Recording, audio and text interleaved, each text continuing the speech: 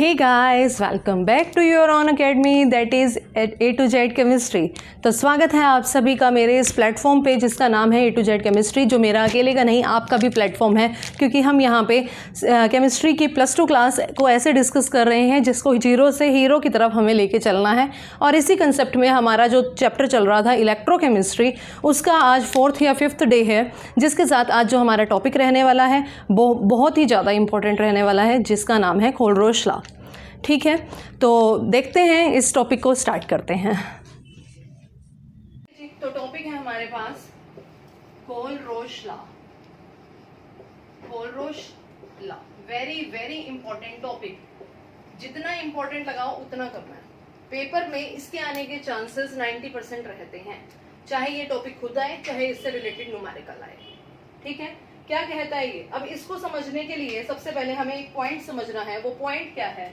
कल की क्लास में करा था मोलर कंडक्टिविटी, करा था मोलर कंडक्टिविटी, जिसको किससे डिनोट किया जाता है? लैम्डा एम से। ठीक है, मोलर कंडक्टिविटी लैम्डा एम। अब हम यहाँ पे कंडीशन लगा रहे हैं molar conductivity eight infinite dilution. इसका मतलब क्या है? आपको बुक में ऐसा ही मिलेगा, पूरा इनफाइनाइट सिंबल के साथ नहीं मिलेगा, ऐसा लिखे हुआ मिलेगा, एट इनफाइनाइट डाइल्यूशन। इसका मतलब क्या है? बड़े ध्यान से सुनना। कहता है जैसे आपने मोलर कंडक्टिविटी के लिए डायग्राम बनाया था और ये बात करी थी कि जो डाइल्यूशन होना चाहिए वो 20 सेंटीमीटर क्यूब का होना चाहिए, करी थी ये बात। अब यहाँ पे कंडीशन अप्लाई कर रहे हैं, if V is infinite centimetre cube, यानी कि बहुत ज्यादा अमाउंट में पानी या कोई भी सोलवेंट डालते चले जा रहे हैं, डालते चले जा रहे हैं। जो डाइल्यूशन है ना, डाइल्यूशन का मतलब यही है, पानी डाल रहे हैं, डाइल्यूट का मतलब वाटर। ठीक है, तो वो पानी ऐड करते चले जा रहे हैं, कितना करते चले जा रहे हैं हमें नहीं पता भाई, कितना करते चले जा रहे हैं, वो इनफाइनाइट तक हम करवा रहे हैं।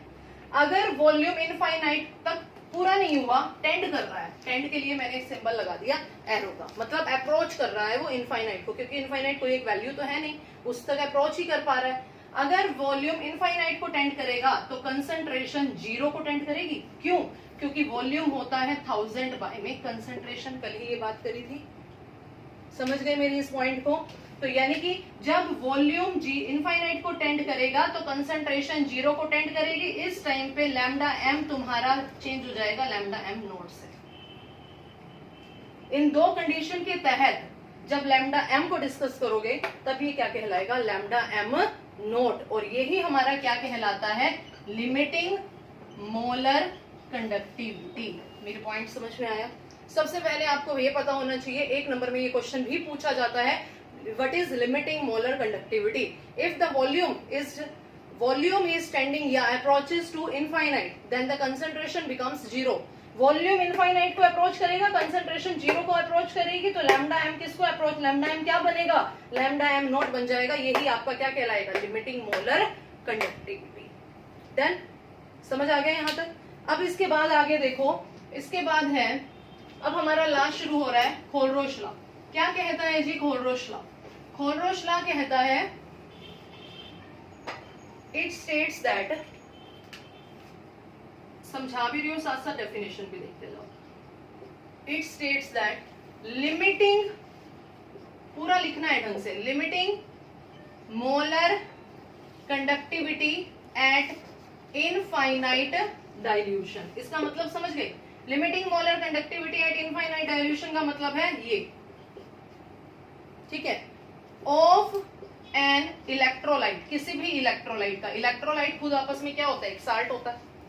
किसी भी इलेक्ट्रोलाइट का limiting molar conductivity infinite dilution पे किसके इक्वल होता है? Is equal to limiting molar, या फिर आप कह सकते हो limiting ionic conductivity of their cation and anion multiplied by their number of ions। ये क्या कह रहा है? क्या मतलब है इसका? पूरी भाषा समझो। यहां तक तो समझ में आ गया होगा। इट्स लिमिटिंग मोलर कंडक्टिविटी, इसका मतलब ये, किसी भी इलेक्ट्रोलाइट की, मैंने इलेक्ट्रोलाइट ले लिया AXBY, ठीक है, वो किसके इक्वल है? Limiting ionic conductivity. Ionic conductivity भी यही, यानी कि आयन की कंडक्टिविटी की बात कर रहे हैं। आप यहाँ पे मोलर कंडक्टिविटी वर्ड भी यूज कर सकते हो अगर कोई दिक्कत लगे तो। किसकी? उसी के कैटायन के और उसी के अनायन के, और साथ में उसके जितने नंबर ऑफ आयन होंगे वो उसके साथ मल्टीप्लाई हो जाएंगे। जैसे देखते हैं, lambda M naught A X B Y किसके इक्वल है?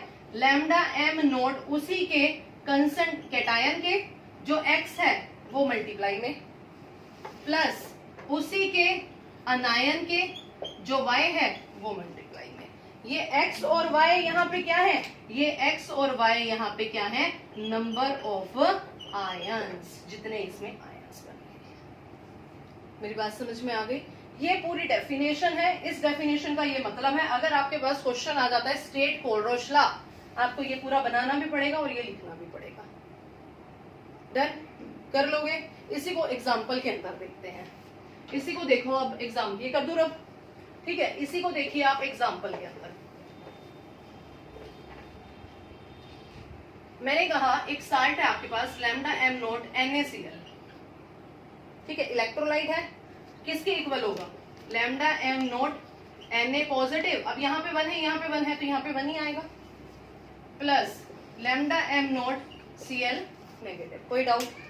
ठीक है, नेक्स्ट देखिए, lambda M naught NH4Cl ammonium का क्लोराइड, कैटायन और अनायन ये बनेंगे, कैटायन और अनायन। तो lambda M note NH4 positive, कोई बच्चा कंफ्यूज मत होना कि ये 4 तो मल्टीप्लाई में आएगा, नहीं, ये खुद एक आयन है, ठीक है? Plus lambda M naught Cl negative. Done? Next example, lambda M naught BaCl2, जब ये टूटता है तो कैसे टूटता है? लैम्डा एम नोट Ba के ऊपर 2 पॉजिटिव, यहाँ 1 है तो यहाँ 1, प्लस 2, ये 2 आ गया यहाँ पे आ गया, लैम्डा एम नोट Cl के ऊपर 1 नेगेटिव। अब ये वेरी करेगा कि आपको डिसोसिएशन कितना करना आता है। जितना आप इलेक्ट्रोलाइट को आसानी से तोड़ना जानते हो, ये कैसे पता लगेगा? आपकी प्रैक्टिस बताएगी, ठीक है? Lambda M not Ba2 positive, और यहाँ पे ये 2 आगे आ गया, 2 आगे आ गया, lambda M not Cl negative, ठीक है? एक और देख लेते हैं, लैम्डा एम नॉट, और कोई साल्ट ले लो, बना दो कोई साल्ट, CaCl2, ठीक है? क्या बन जाएगा? सेम जाएगा, lambda M not Ca2 positive plus 2 lambda M not Cl negative. कोई डाउट? क्लियर है? देखो ये फटाफट से यहां तक कोई दिक्कत ना हो, कर दो रब। उसके बाद आगे देखिए, इसकी एप्लीकेशन, कोलरोच लॉ कहां पे यूज होता है? एप्लीकेशन का मतलब क्या है कि ये कहां पे यूज हो रहा है?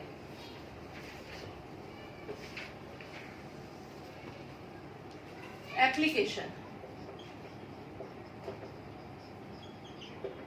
2 एप्लीकेशन है, कोई ज्यादा यूज नहीं है। फर्स्ट, डिग्री निकालने में, डिग्री ऑफ डिसोसिएशन। इसमें क्या हो रहा है? इलेक्ट्रोलाइट को बार बार तुम तोड़ ही तो रहे हो, कोई भी इलेक्ट्रोलाइट है वो टूट रहा है ना, कितनी गति से, कितनी रेट से वो टूट रहा है, that is called degree. Degree. अब कह रहा है इसकी जो डिग्री है उसके लिए सिंबल आपने ले लिया क्या? अल्फा।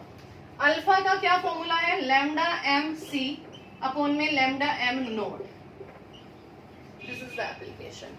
ये लैम्डा एम सी क्या है? ये सिंपल है आपकी, क्या चीज, क्या सिंपल? ये है आपकी मोलर कंडक्टिविटी एट कंसंट्रेशन, किसी भी कंसंट्रेशन पे। सी का मतलब कंसंट्रेशन, जो आप सिंपल निकालते हो। कैसा निकालते हो लैम्डा एम सी?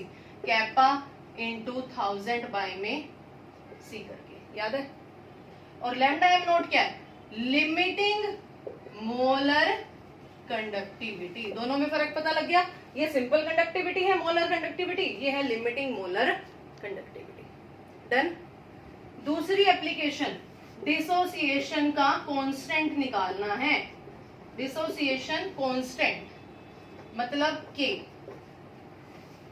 किसके इक्वल होता है? आपने +1 क्लास में फॉर्मूला पढ़ा था, सी अल्फा स्क्वायर बाय में 1 माइनस अल्फा। पढ़ा है तो अच्छी बात है, नहीं तो सॉल्यूशन वाले चैप्टर में भी ये फॉर्मूला आया था के सी अल्फा स्क्वायर बाय में 1 माइनस अल्फा।